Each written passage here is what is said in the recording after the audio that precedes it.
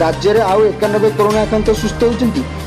भितर देवगढ़ 22 जन, पुरी 16 जन, नयागढ़ 15 जन, बलांगीर 9 जन,